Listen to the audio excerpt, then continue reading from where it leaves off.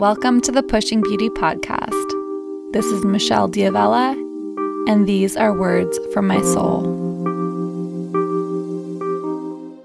So this is the first interview I'm doing on the Pushing Beauty podcast, and I had the pleasure and privilege of interviewing my brother, Matt Diavella, who is a filmmaker and entrepreneur. Matt's best known for directing, filming, producing, and editing Minimalism, a documentary you've probably seen on Netflix. In this interview, we speak about minimalism, what the process was like for Matt to make the film, how Matt became a minimalist, and how minimalism can change your life. I hope you guys enjoy. Okay, so this is my first interview, and I am interviewing my brother for the Pushing Beauty podcast. Welcome, Matt Diavella. Thank you so much for having me.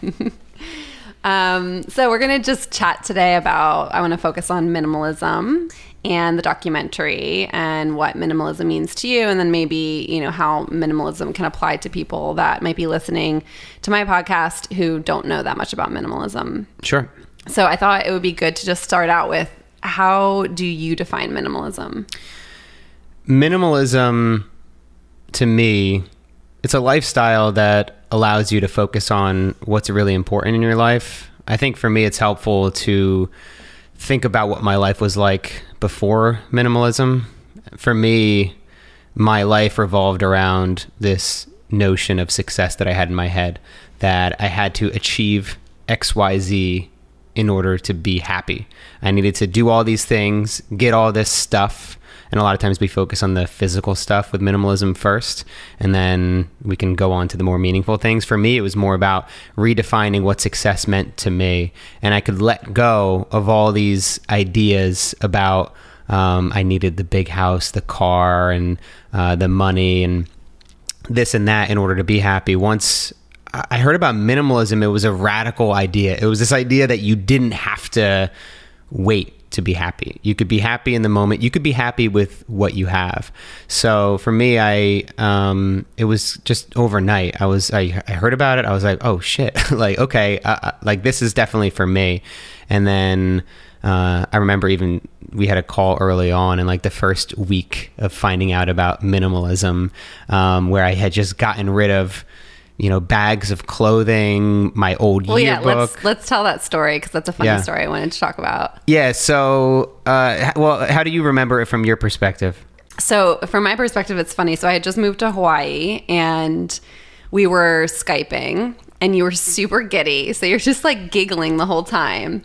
And I'm like, what's going on? Why are you, what's going on with you? You're like, nothing. And we were talking for like an hour just about like things that were going on. I was showing you my place. I'm like, you're acting like you're in love. What's happening? And then you were like, still not telling me. And so it went on for about an hour. And finally I was like, okay, what's the deal? And you're like, okay. Don't tell anybody, but I'm a minimalist. Yeah. I was in love. I was in love with minimalism. It's funny because at the time, minimalism is a pretty common term now. And I think most people, obviously there's minimalism of the art, design, interior decorating, fashion.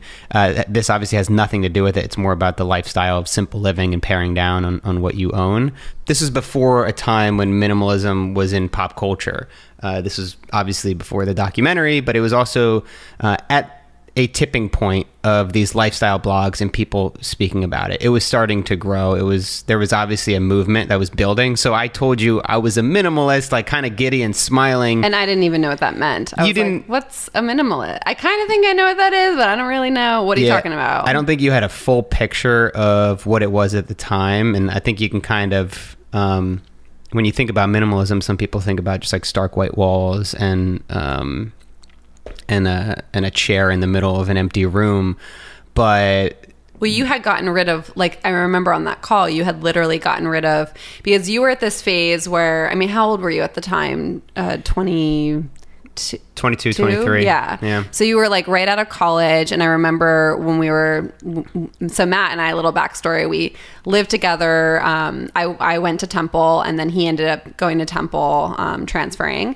And then he graduated from school, and we moved into a place together. And then about 2 months in or something, I was traveling around the world, or around the country. And Matt was like, I want to move home and pay off all my debt. And I was like, I hate you. I don't want to move home. It was more more I have to move home because, you know, you are very encouraging to me, and you've always been a mentor, and we kind of eventually evolved to where we both push each other and help each other through certain phases. And this is one of those phases where motivation wasn't going to get me over the hump, because we had rent, which was like $1,400 a month. You know, we split, which now sounds I know, like God, I wish I had $1,400 for a month for a two-bedroom. Yeah, so you know, to Philly. get over that, and then also my student loans were coming in. So I graduated college with $97,000 in student loan debt, Which you've paid off. Which is now paid off. But that was part of this tipping point for me, learning about myself.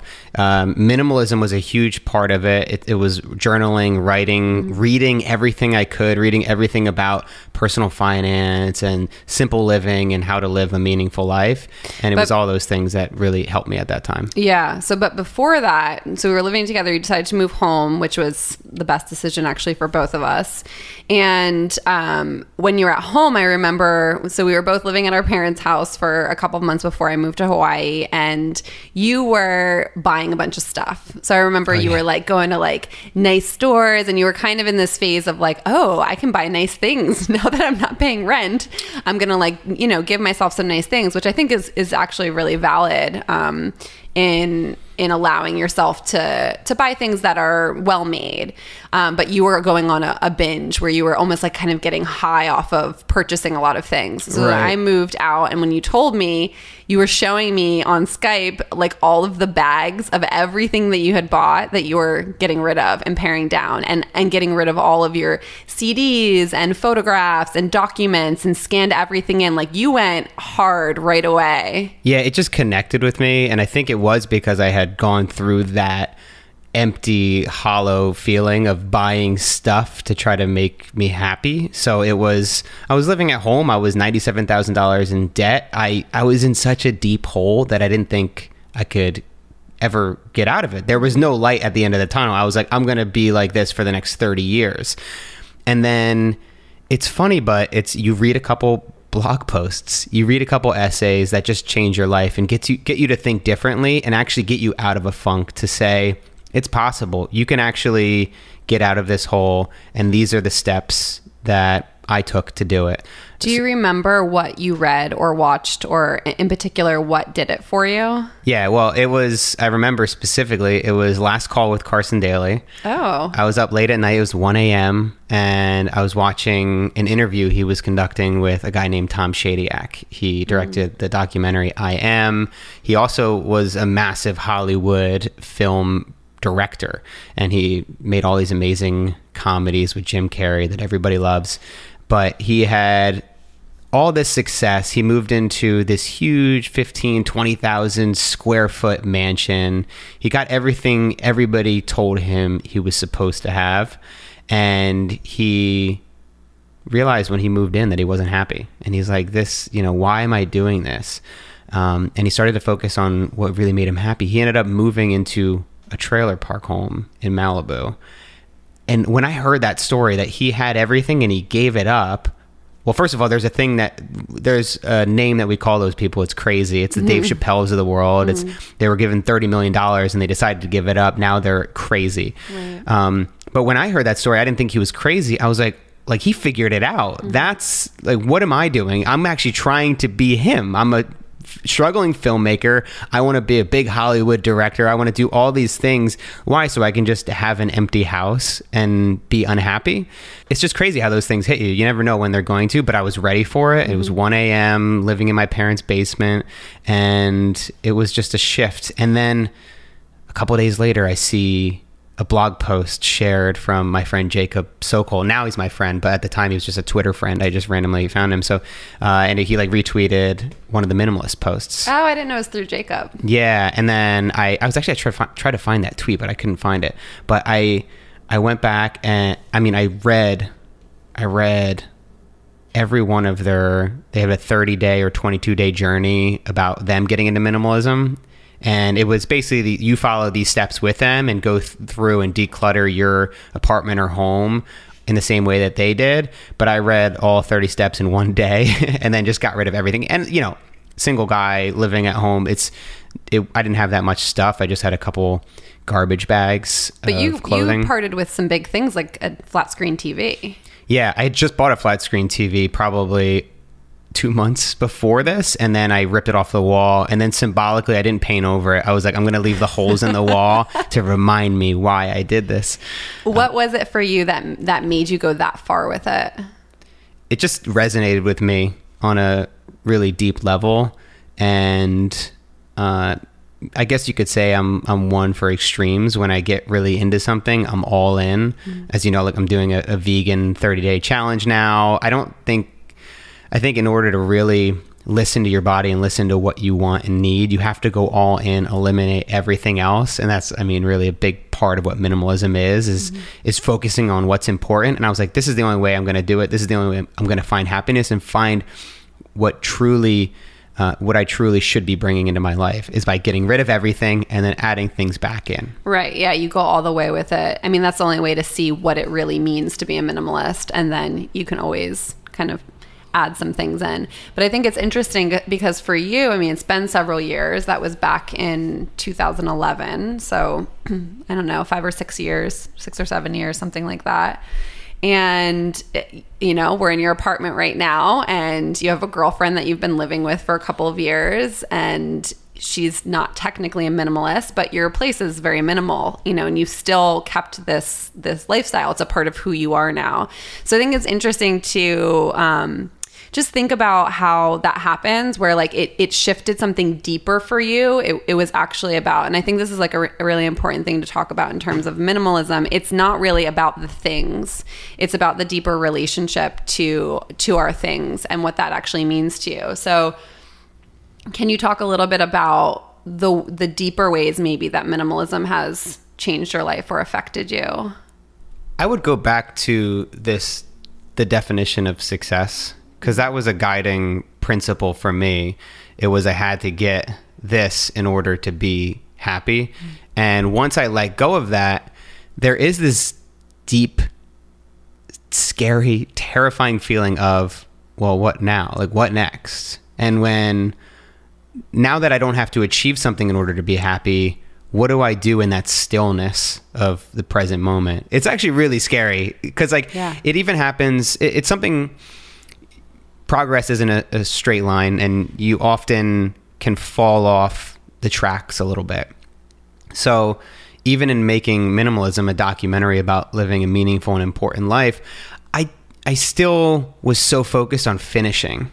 And I really was passionate about getting this message out there, and I really thought it could help people and impact people. I didn't care about making money or anything like that, but I just thought if I could get to the finish line, then I'll be happy. I'll be happy that it'll be done with. And then like I can just relax. I'll go on vacation. I had this idea in my mind. I was going to go on some Caribbean vacation afterwards.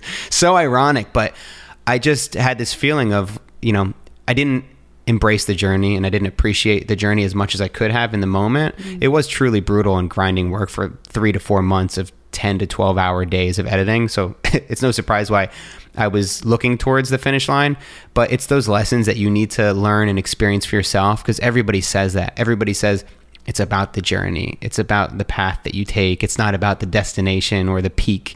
But you have to sometimes go through that to really internalize it and have that view going forward. Yeah, and I think that's such an important distinction, because what this points to for me is the underlying relation, that it's actually about our relationship to everything. So we can have it's essentially attachment, right? I mean, that's really what minimalism is kind of pointing to, is what is your attachment to your belongings, and what is your attachment to the things in your life. So when you were talking about getting the film done, I was just thinking about my experience with writing the book. And there's this feeling of like, oh, it's going to be done. And then it's this thing, and like something maybe is going to happen from it, or there's going to be some, I don't know, it's something to look forward to essentially.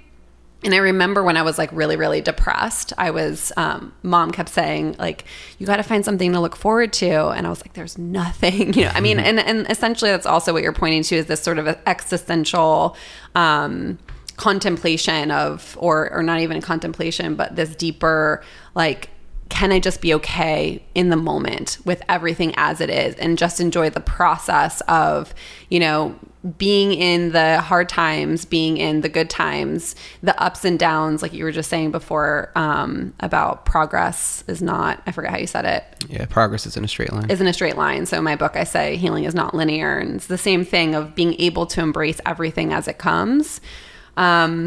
So you just created a documentary exclusive to your newsletter subscribers called Unstuck.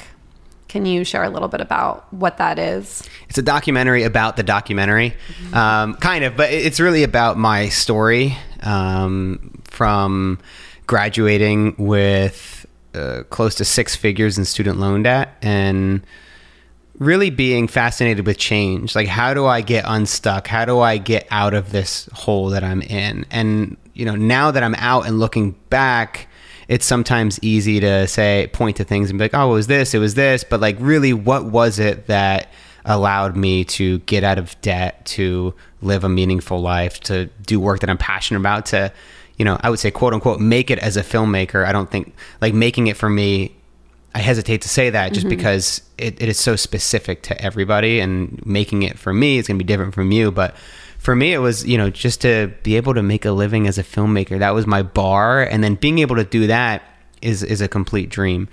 So what I wanted to do with Unstuck was take all these interviews that we had conducted with Minimalism, because we have all this trove of footage, that thousands of hours of interviews that nobody has seen. And I'm like, all right, what ways can I pull this out and actually tell that story? Because the one thing I realized when I looked at these 20 to 25 interviews that we conducted with these people in our film, they all had at one point been stuck.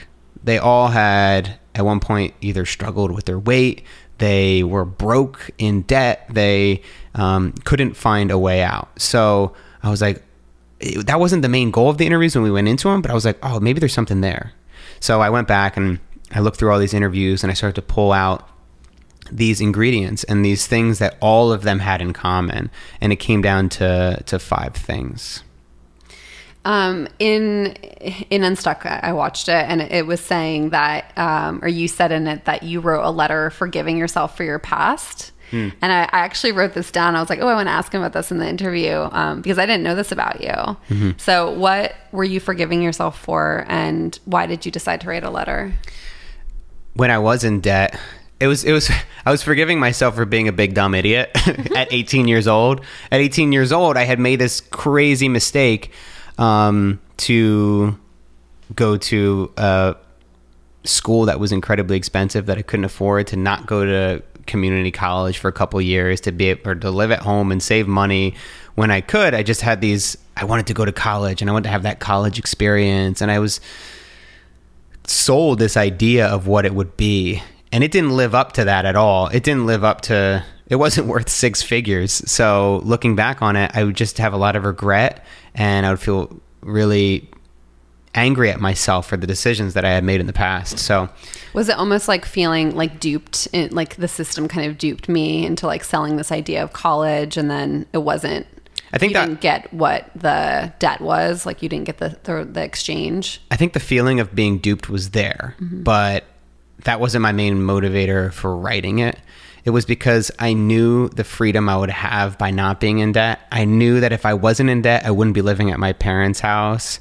And at the time also, I wasn't dating. I was living at home in this middle of New Jersey. So that was a pretty big hole in me, that I couldn't even go out and meet anybody or date or have new relationships and grow. And it was all because I had gotten into debt. So there was a lot there that I had to just let go of. And I had to say, which is, you know, minimalism, we talk all about letting go of the physical things, but letting go of that, letting go of my past was one of the most important things for me moving forward. Yeah, I was thinking before when you were talking about setting a bar for yourself, like just being a filmmaker, what it means for you to be a successful filmmaker. And I was thinking about how I feel like for you, like in terms of the things that you've been able to accomplish or the things that you've committed to that has changed your life, you know, becoming a minimalist, paying off of $100,000 worth of debt, becoming a quote unquote successful filmmaker. Do you feel like for yourself, what would you say allows you to commit to a bar that you set for yourself? It seems to me that you set this bar for yourself, or you commit to something and then you go all the way with it, and then you see how it transforms you and you learn from those experiences and they become a part of you, and that helps your evolution.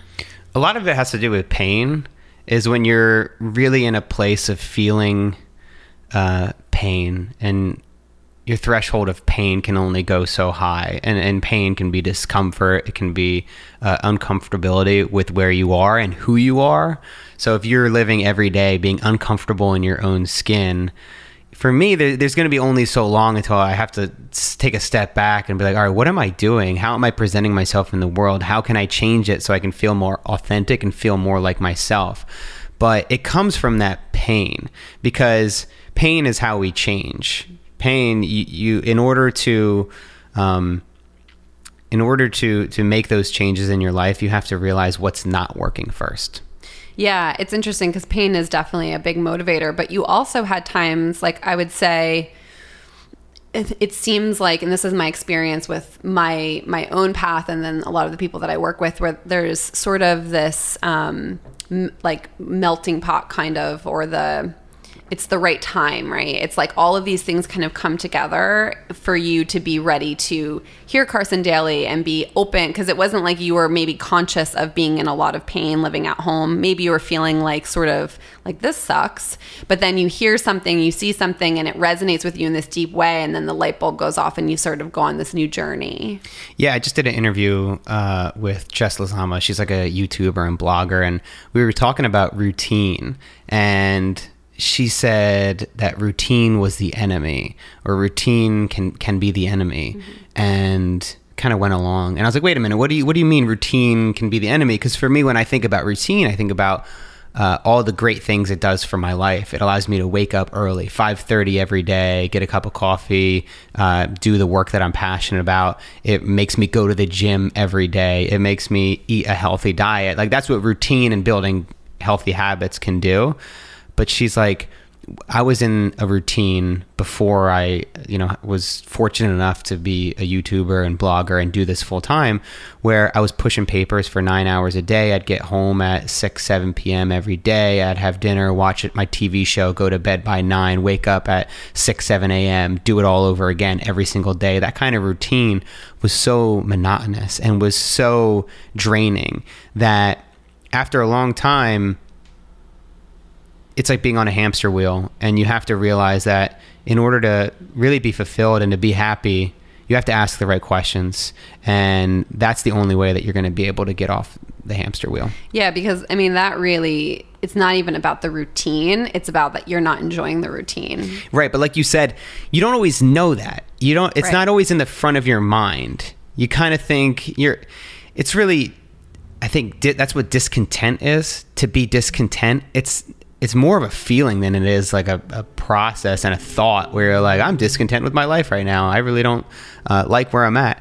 So it takes the asking of questions, and it's something that I think you have to consistently do. And I think you have this process where every year you do a yearly review, and you take a look back at the past year, what you did, the next year, what you're going to do.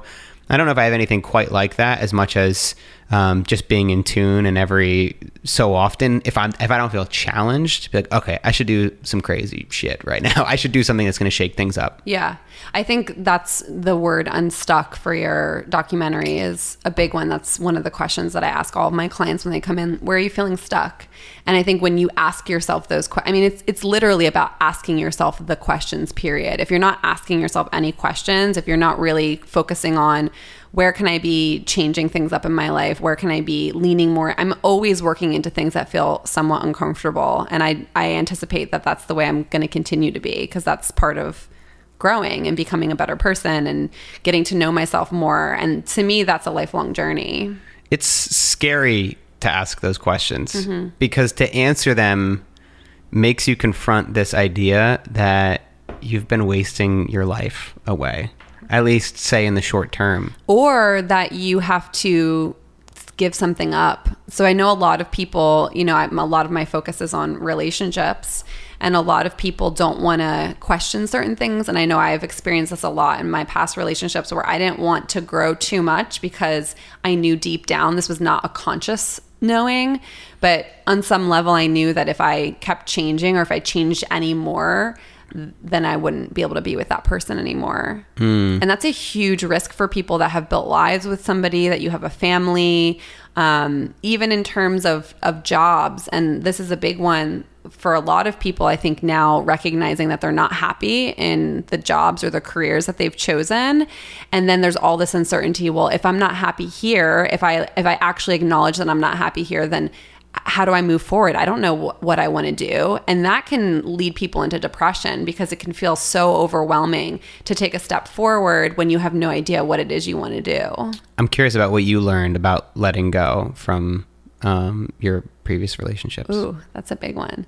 I think the biggest lesson I learned was that it's never worth sacrificing yourself, who you are, getting to know who you are, accepting yourself, loving yourself, knowing who you are, to be loved, to feel love from someone else.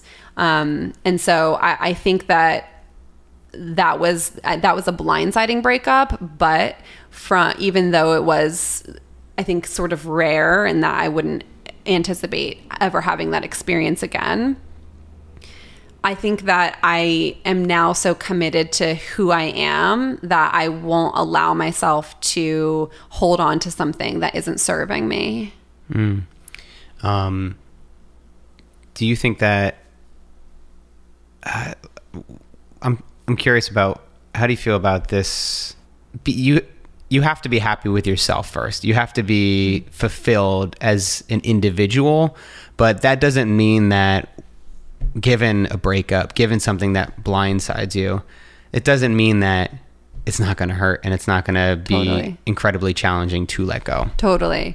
Yeah. I think that we have this, you and I talked about this a little bit last night on the phone, just about how we, and this is good in a lot of ways, but we are wired to, when we experience pain, okay, and this was my first instinct after I was kind of coming out of a depression, was I never want to experience this pain ever again. So I'm going to learn everything that I possibly can and heal as much as I possibly can so that this never happens again. And that's the natural instinct, is like, how can I learn and grow so that I'm not going to make this mistake, quote unquote mistake, again. But the reality of life is that we're going to continue to experience, some forms of pain. For a lot of us, as we get older, it's going to be from people passing away in our lives. And that's absolutely nothing that you can get away from. That's a form of heartbreak. And so it's learning how to appreciate the moments while you have them, to really be present, to, I think, keep digging deeper, keep understanding yourself more, keep loving, opening your heart, connecting to people, and really appreciating everything. And, in hindsight, you're always able to look back if you truly are willing to be in it and feel the pain and experience all of it. I say a lot that part of my job is to help people feel their pain, because our habit is to push it away, push it away, push it away. It's so uncomfortable. But when you learn how to be with it, there's a strength and a power that comes from that can transform you, and you can have a completely different orientation to life, where I wouldn't say that we're fearless, but you're not so terrified of pain anymore, that you're willing to take risks and experience things that you otherwise might not. I want to get into Minimalism, the film, and how you decided to make the film, why you decided to make it, how that came about. Yeah, so we went into this film with a very minimalist budget. We had $0. Rewind a little bit further. Whoop, whoop, whoop, whoop, whoop. How did the concept of making this film come about? So I had discovered minimalism. I heard about these guys, Josh and Ryan from the Minimalism. What you really want to do is explain your part in hand in creating this documentary. So I'll tell the full story. So I found out about minimalism. And it really impacted me. I found out about Josh and Ryan. This is like 2010-ish. They started their blog just around that time. Oh, really? I didn't realize they had just started the blog. They started their blog maybe like 6 months before I found out about it.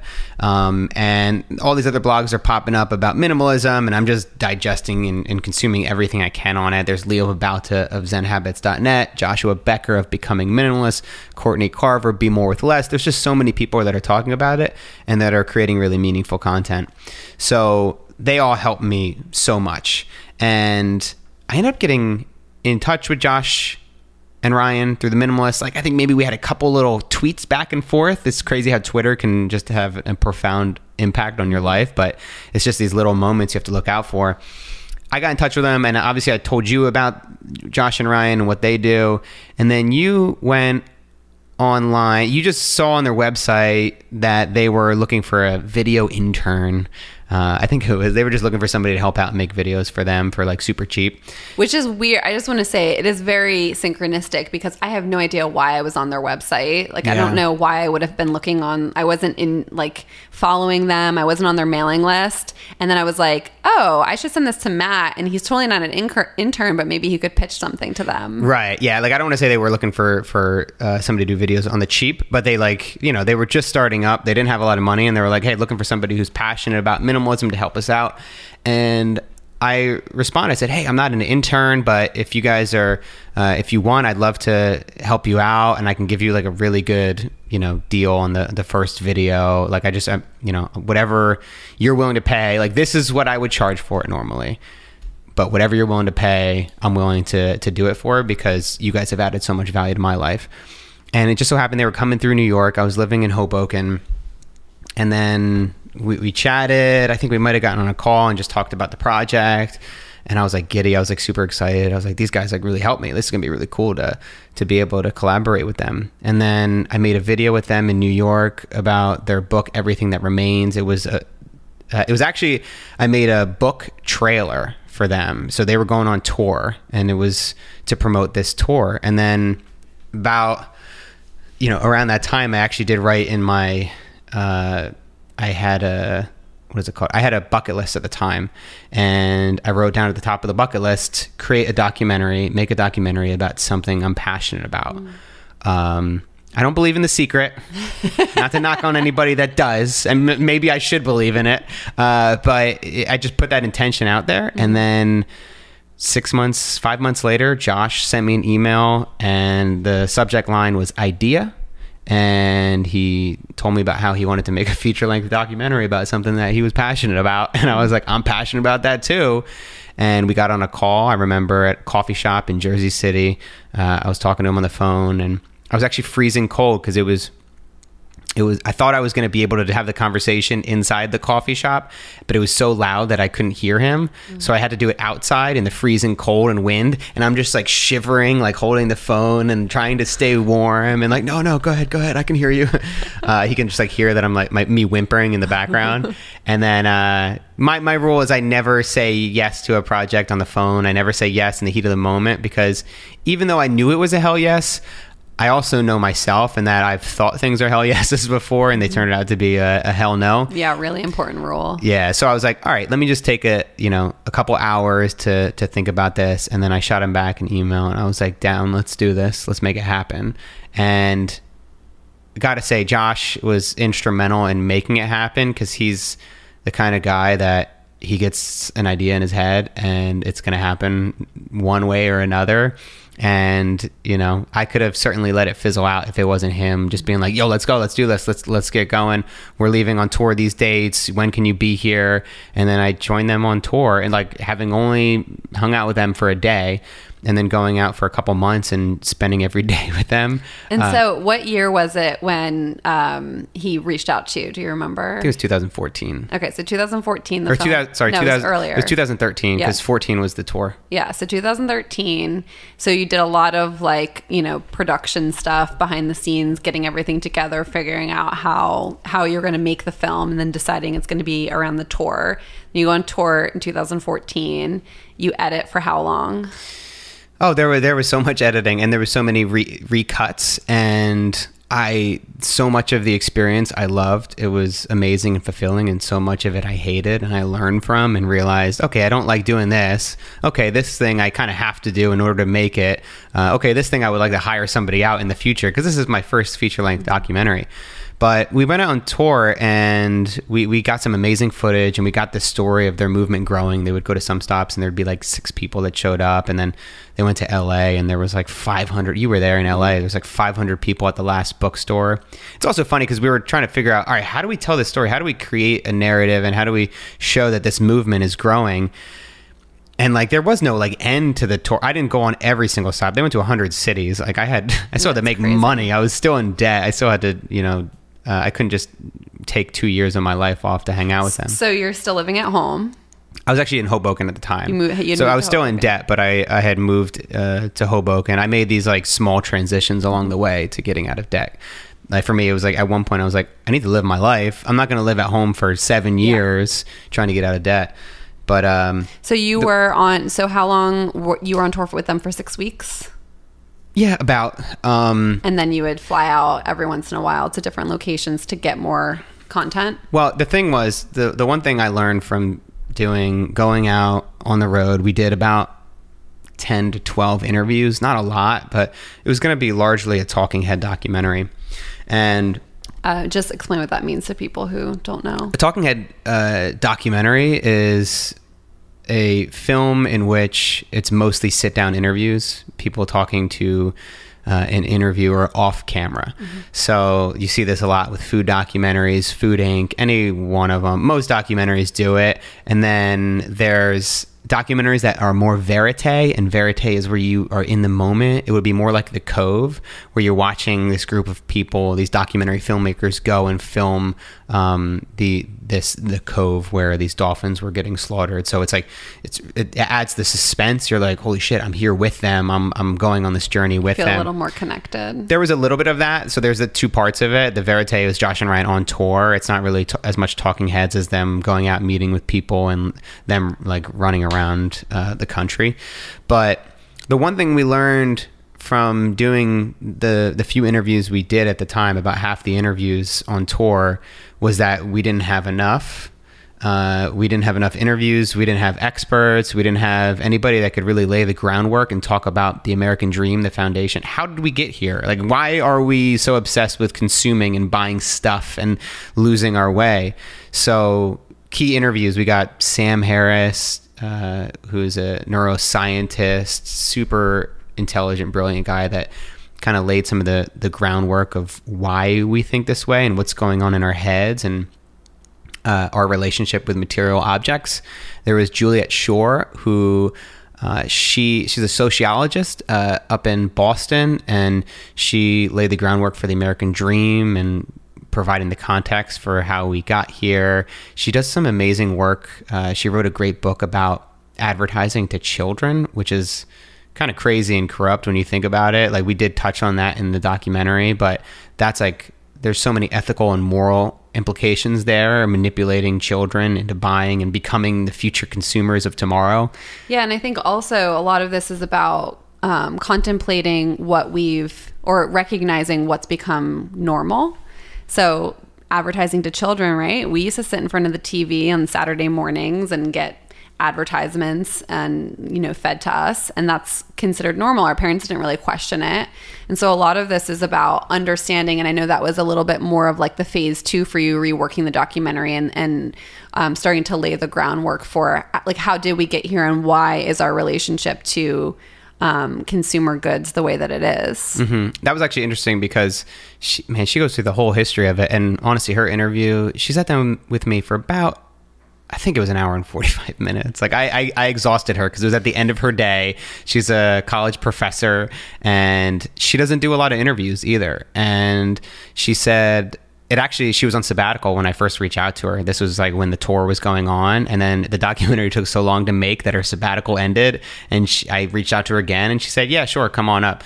She said the one thing that she piqued her interest was that everybody she saw that was in the documentary, because I had kind of sent her some details about the film, she because she gets interviewed a lot for documentaries and stuff about consumption. She's like, I had never seen any of those people. I didn't know who they were. And like looking them up, she realized that they had legitimate followings, and it wasn't just the same old thing. She wasn't just going to be taking part in the same old documentary. Because that was a lesson too, is like, I could have an interview list of people I want to get, but we had a lot of people say no to us. A lot of people had no idea who we were and what we were trying to do. But her interview was incredible. And the history of, she went down and broke down like the history of advertising to children, because they used to advertise directly to the parents for the longest time. And it was like, this is what your kids need, like talking and messaging to the parents. And then at some point they transitioned to, it became acceptable to advertise directly to children and talk to kids and have a funny, silly voice and a character and the McDonald's clown and all this. And the kids tell the parents. And then the kids are the ones that nag the parents. It's the nag effect. If they nag the parents enough, then they'll eventually give in and buy them what they want. Yeah. So now that the film has been out, and it's been out for, gosh, how long now? A year? A little less than a year? It came out, I think, well, Netflix was the big one. Netflix was December of 2016. It was in theaters last May. December 15th. Oh, your birthday. Okay. So now that it's been out, what kind of impact do you feel like it's having on people? Well, I just moved into a 15,000 square foot mansion, so it's had a big impact on me. Now, what has it had on people? It's really hard to tell. What have you been hearing? Because I know you've been doing some question and answers when you were showing it in the theaters and getting people's feedback, and I know you probably get emails and hear from Josh and Ryan. It's amazing. The one thing that anyone tries to do when you're creating something is think about the audience that you're going to be delivering it to. And I didn't want to just make a documentary for minimalists, for people who were into minimalism and already knew about it. I was like, all right, picture yourself before you got into it, before you watched that interview with Carson Daly and Tom Shadyac. You're ready for the message, but you had never heard it before. That's who I wanted to speak to. And to hear from people who have said that it's changed their life, that it's gotten them to think about something in a different way. There's people that are like, this is the best documentary I've ever seen in my life. I've watched it 8 times. Oh and my God, 8 times? Yeah, I'm like, holy cow. Like I never expected that. I never thought it would be, it would have that kind of impact. And I'm really grateful that it has. And I would say for me personally, it's opened a lot of doors, but I've still had to knock on the doors.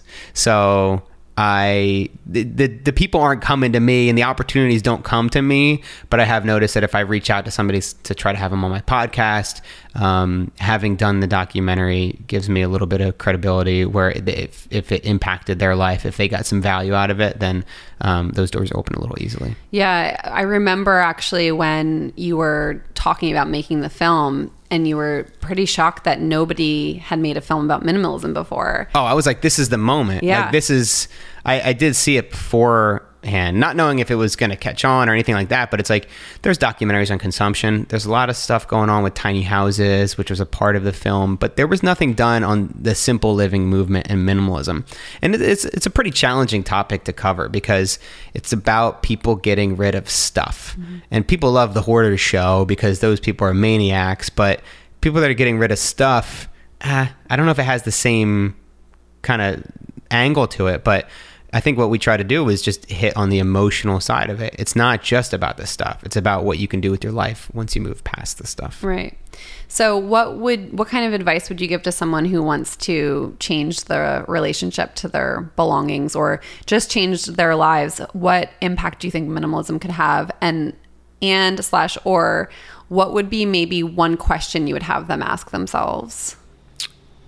A lot of people give this advice with dieting, changing your diet and what you eat, is listen to your body. The only way to listen to your body is to change your diet, start doing things a little bit differently, take a step back, see how you feel. And I think that's what you have to do with your stuff as well, is see what you can live without. Courtney Carver has a great experiment. It's called Project 333, where live on only 33 items for 3 months. So you box everything else up, put it in your closet, store it away, and then you have like your 8 shirts on a hanger. It includes shoes, jewelry, everything in between. So doing those little experiments, I'm doing a 30-day vegan challenge right now, just to see what food is affecting my diet, how I feel. You have to do these little experiments all the time, and keep testing and seeing what works for you and changing over time, because we all change, and you can't expect what's going to work for single Matt at 18 to work for me when I'm 30 years old with a partner. Yeah. I also think paying attention, like you were saying about like the diet and your body, but really paying attention to your feelings. So when you're about to make a purchase, how are you feeling? Are you trying to fill some kind of void? Do you feel lonely? Do you feel like you need to make this purchase to impress somebody? How do you feel after you make the purchase? Do you love the thing that you have? Do you like, care for it? I actually love I forget who it was in your film who was saying that actually in a lot of ways we're not a materialistic culture or not a materialist culture because we don't really care for our things. We're very disposable with our belongings. Yeah, Juliet Shore and Colin Bevan both. Colin Bevan, I think. Well, it was actually Colin Bevan's the one that brought it up. This is like a cool way in which it tied together, because this is how I heard about Juliet Shore. He's like, my friend Juliet Shore always says that like about materialism, that we're actually not materialistic. And he used the example of a watch. Like, say your grandfather gave your father a watch, and your father gave that watch to you, and you've had this watch over generations. You're not being materialistic by appreciating and enjoying that watch. You are being materialistic if you buy a new watch every year. Mm-hmm. Like, that's just wasteful. Yeah. Eckhart Tolle also impacted me, I think, in The Power of Now, when he's talking about relationship to belongings. And and maybe it was on Oprah, but I'm pretty sure he was talking about it in the book as well. Having something isn't the problem. It's the relationship to it, and like our devastation if something happens to something. So I think about, if you have a toddler running around the house, or a friend comes over and has a toddler and they knock over something and break it. How do you react to that? And I've been in situations where, something's happened at someone's house and the person acts like it's the end of the world when something breaks.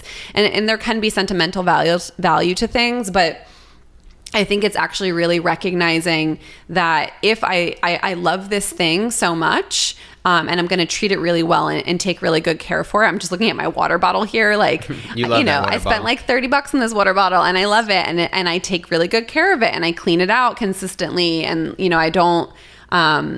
I don't just throw it around. Like it's all about being very conscious. If somebody stole my water bottle, I wouldn't be devastated. And obviously there's, more sentimental things that can feel devastating if somebody steals it. But I think it's about paying attention to that relationship. Yeah. My girlfriend, Natalie, she like hates it that just got a car, and I accidentally like hit a curb and like just scratched. That was like day 2, wasn't it? Yeah, it was like day 2 with the car, and I accidentally like scratched underneath the bumper, and she got so upset. And like, she was mostly mad at me for not being upset that I scratched the car, because I was like, whatever. Like, I don't really care. Like, it's gonna get dinged up. It's a car. I'm using it for the utility of it, not because of what it is.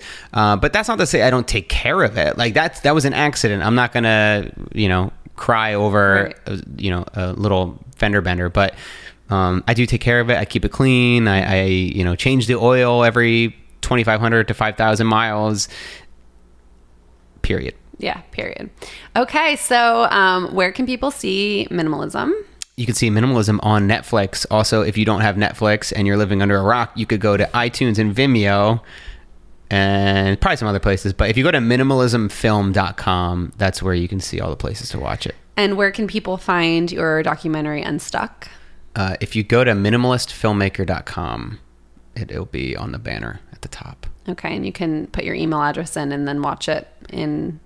Yeah, give me your email, and then I'm going to send you a bunch of spam. I won't spam you, I promise. He sends out good content.